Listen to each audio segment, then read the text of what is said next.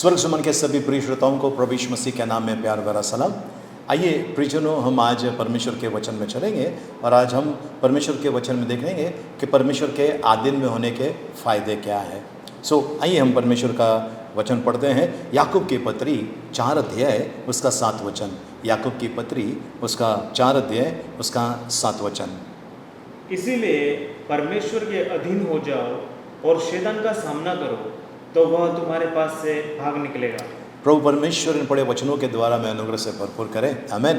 प्रियजनों, परमेश्वर का वचन कहता है इसके लिए परमेश्वर के अधीन हो जाओ और फिर शैतान का सामना करो, वो भाग जाएगा। पर शैतान का सामना करने की ज़रूरत क्या है? परमेश्वर है ना, परमेश्वर देख लेगा। नहीं प्रियजनों, परमेश्वर का वचन ये कहता है शैतान जो है वो किसी के भी पास किसी भी रूप में आकर फंसाने की कोशिश करता है।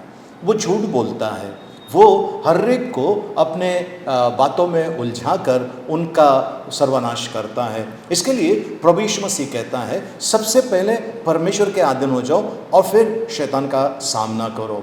वो ऐसा नहीं कहता है कि शैतान का सामना करो और फिर परमेश्वर के अधीन हो जाओ। वो इसके लिए क्योंकि यदि आप परमेश्वर के अधीन ना होंगे तो आपके ऊपर और बड़े संकट आएंगे। इसके लिए सबसे पहले परमेश्वर के अधीन हो जाओ और फिर शैतान का सामना करो। जब हम ऐसा करते हैं प्रियजनों, तब याद रखना कुछ लोग जो हैं या जिनके जीवन में बड़े बड़े मुसीबतें आई हैं और वो उससे बच सकते हैं, क्योंकि ज़्यादातर जो मुसीबतें हैं वो शैतान लेकर आता है। ज़्यादातर बीमारियां शैतान लेकर आता है। वो आपको मुझे गिराना चाहता है और जब हम बीमार होते हैं वो हमारे कान में आकर बोलता है या हमारे मन में डालता है। क्या डालता है? तू नहीं बचेगा, तू जिंदा नहीं रहेगा, तेरा भला नहीं होगा, देख तू कितने दिन से कोशिश कर रहा है, तू बच नहीं पाएगा, तू फंस गया है, तुझे कोई मदद नहीं करता है। प्रियजनों, ये झूठ है, ये बिल्कुल सरासर झूठ है, क्योंकि प्रभु का वचन कहता है शैतान के बारे में। योना रचित सुसमाचार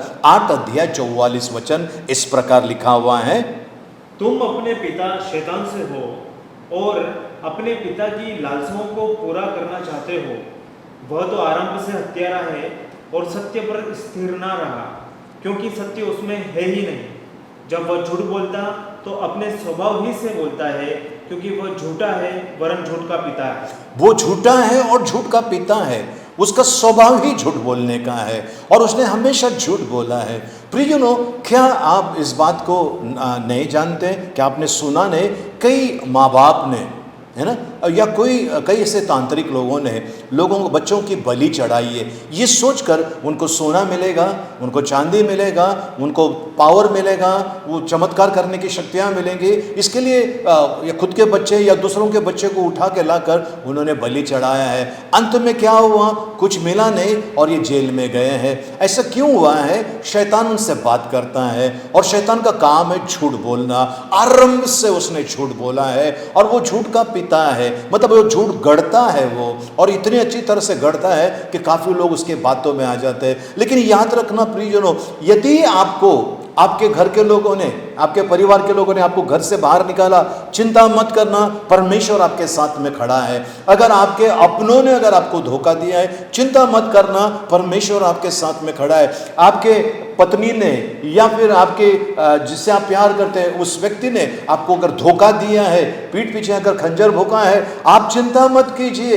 ये शैतान ने कहेगा तू भी जी के फायदा नहीं, तू शराब पी, तू ये कर, तू वो कर, हर प्रकार की बुराई में वो आपको और मुझे धकेलने की कोशिश करेगा। लेकिन आपको और मुझे उसके बातों में नहीं आना है, बिल्कुल नहीं आना है। मुझे अगर घर से निकाला है, मेरा परमेश्वर पर भरोसा है ना। और परमेश्वर का वचन कहता है पहले परमेश्वर के अधीन हो जाओ और फिर शैतान का सामना करो और वो भाग जाएगा। मतलब शैतान की कोई भी युक्तियां नहीं चलेगी, क्योंकि प्रभु का वचन कहता है जितने हथियार तेरे विरोध में बनाए जाएं उनमें से एक भी सफल ना होगा।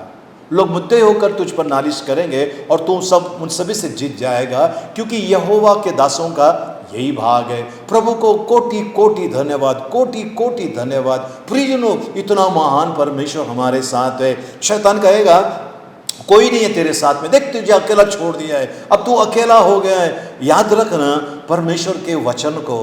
प्रियजनों, परमेश्वर का वचन बड़ा खूबसूरत वचन है। परमेश्वर का वचन जिंदगी देता है, लेता नहीं है, जिंदगी देता है। परमेश्वर का वचन हमारे जीवन में अद्भुत काम करता है। जब आप वचन बोलते हो प्रियजनों, जब आप वचन बोलते हो अद्भुत काम होता है। चलिए, आपका मुंह नहीं खुल रहा है, आप वचन नहीं बोल पाते, सोचते हो, अगर आपने सोचा भी अद्भुत काम होता है। यह परमेश्वर का वचन है, सामर्थ्य परमेश्वर का वचन है। इसके लिए प्रभु के अधीन हो जाओ, प्रभु के अधीन हो जाओ। प्रियजनों, अगर आप शैतान के अधीन होते हैं तो शैतान को तो परमेश्वर मारने वाला है, उसको तो भयानक दंड देने वाला है।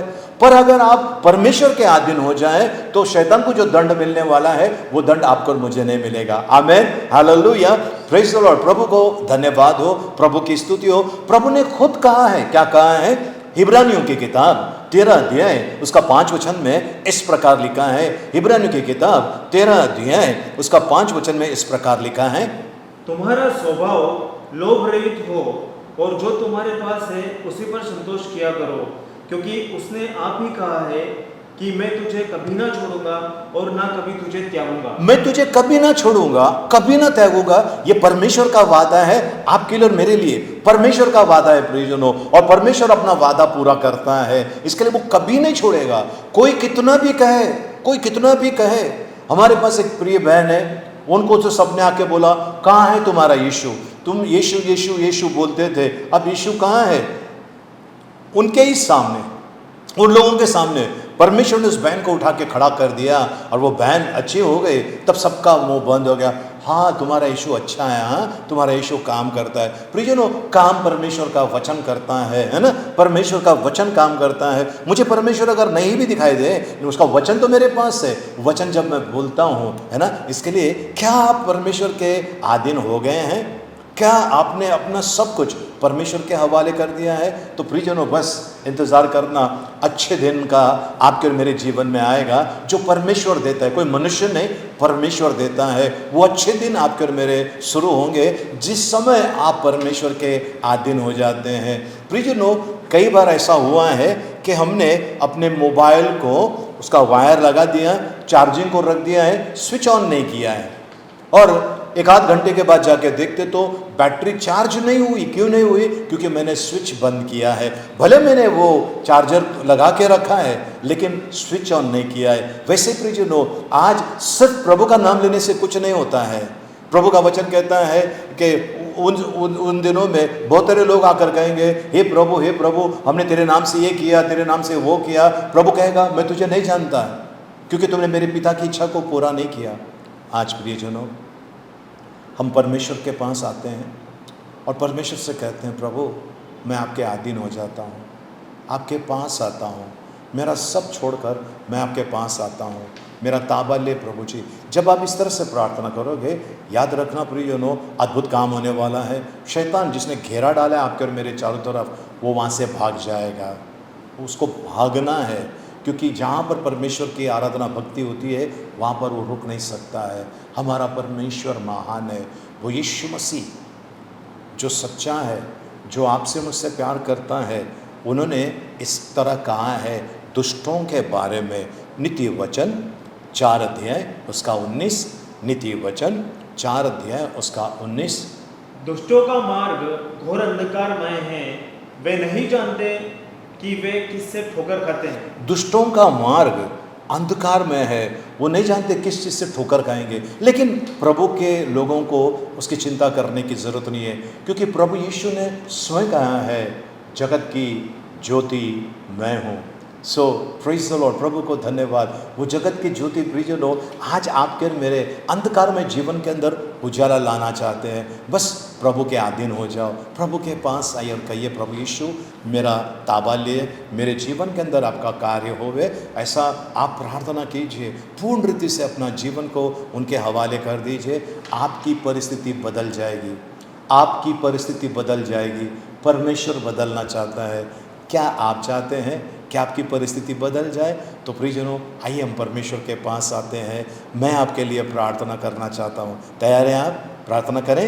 आइए अपने आंखों को बंद करें, सरों को झुकाएं। पिता परमेश्वर, इस समय मैं आपको धन्यवाद देता हूँ। ये लोग आपके बच्चे जो देख रहे सुन रहे हैं प्रभु जी, इन लोगों को आपके हाथ में देते हैं प्रभु जी। इन सभी का ताबा ले हे प्रभु परमेश्वर पिता, इनके जीवन में आपकी कृपा, आपकी दया, आपकी शांति आए। प्रिय परमेश्वर, ये लोग प्रभु जी कितने सारे तकलीफ़ों में, इनका दर्द को कौन जाने। कुछ लोगों को अपनों ने ठोकर मारी है प्रभु, इनको कौन बचाएगा, कौन सहायता करेगा। इस कारण प्रभु जी इन लोगों को मैं आपके हाथ में दे दूँ। इन सभी लोगों को मैं खुद को आपके हाथ में सौंपता हूँ। हम सभी का ताबा ले प्रभु जी, प्रभु, और हमें इस दुष्ट से बचाइए प्रभु जी, ऐसा प्रार्थना करते हैं। ये जो बड़ी मुसीबत तकलीफ़ों में जो आपके लोग घिरे हुए हैं प्रभु, उनमें से हर एक को बाहर निकालिए प्रभु, यही आपके चरणों में प्रार्थना है प्रभु यीशु मसीह के मीठे मधुर पवित्र नाम में, आमेन। आइए हम आखिरी आशीर्वाद के लिए प्रार्थना करें। अब पिता परमेश्वर का प्रेम, प्रभु यीशु मसीह का अनुग्रह और पवित्र आत्मा की सहभागिता अब से लेकर सदा तक हम सबके साथ में बनी रहे। आमेन। जय मसीह।